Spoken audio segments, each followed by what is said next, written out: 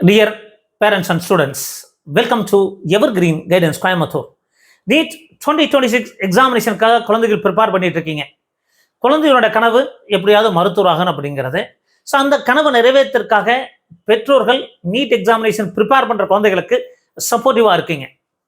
அப்போ இந்த தமிழ்நாட்டில் எவ்வளோ பேர் நீட் எக்ஸாம் ரெஜிஸ்ட்ரேஷன் பண்ணுறாங்க, எவ்வளோ பேர் அப்பியர் ஆகுறாங்க, எவ்வளோ பேர் குவாலிஃபை ஆகுறாங்க, அது நல்ல மார்க் வாங்குறது ஒரு பக்கம் இருக்கட்டுங்க.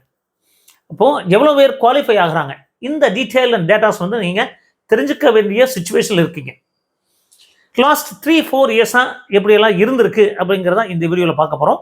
ஸோ இந்த மாதிரி நிறைய வீடியோக்கள் பதிவு பண்ணுறோம். மறக்காமல் இந்த வீடியோஸ் எல்லாம் பிடிச்சிருந்தா லைக் பண்ணுங்கள், எங்கள் சேனல் பிடிச்சிருந்தா சப்ஸ்கிரைப் பண்ணுங்கள்.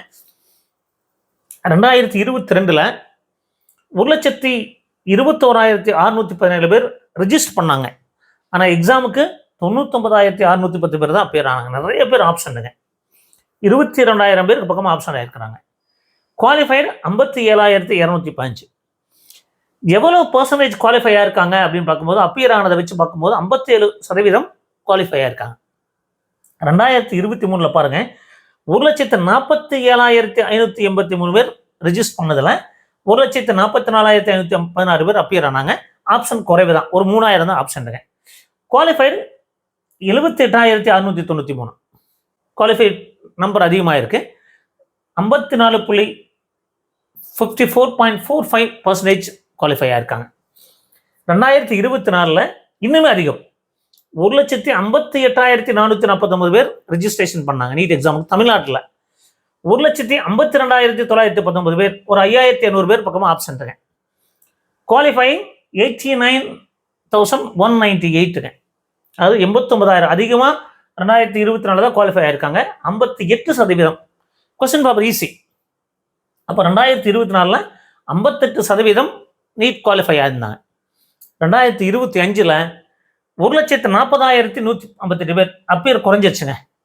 நீட் வந்து அப்படியே கிராஜுவலாக பாருங்க, 1,21, 1,47, 1,58, 1,40,000 அப்படியே டிராஸ்டிக்காக நீட் ரெஜிஸ்ட்ரேஷன் பண்ணதே குறைஞ்சிருச்சு. குவாலிஃபை ஆனது 1,35,715 பேர். சாரி, அப்பியர் ஆனது 1,35,715 பேர். குவாலிஃபை ஆனது 76,181. அது 1,40,158 ரெஜிஸ்டர்ட், 1,35,715 பேர் அப்பியரிங், 76,181 பேர் குவாலிஃபை ஆனாங்க. 56%. அப்போ 2022 பாருங்க 57, 2023 54, 2024 58%, அடுத்து 56, அரௌண்ட் 55, 56, 57, 58 இந்த சதவீதம் தான் குவாலிஃபைங் பர்சன்டேஜாக இருக்கு.